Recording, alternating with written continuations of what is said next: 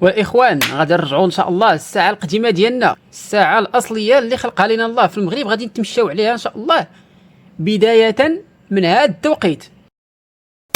اذا مشاهدينا الكرام، عواشركم مباركه مسبقا، لان شهر رمضان المبارك ما بقى ليه والو، ويدخل علينا ان شاء الله بالصحه والسلامه وطول العمر. وغادي تردوا بالكم، غادي نرجعوا للساعه القديمه بمناسبه اقتراب شهر رمضان المبارك. وكيف ما العاده في بلادنا غادي يتم الغاء الساعه الاضافيه اللي هي الجي ام تي زائد واحد، ونرجعوا للتوقيت جرينيش ديالنا الطبيعي. وقت غادي نقصوا هذه الساعه؟ هذه الساعه غادي تنقص ليله السبت الاحد الجاري، وبالضبط مع الثالثه ديال الصباح نهار 15 فبراير.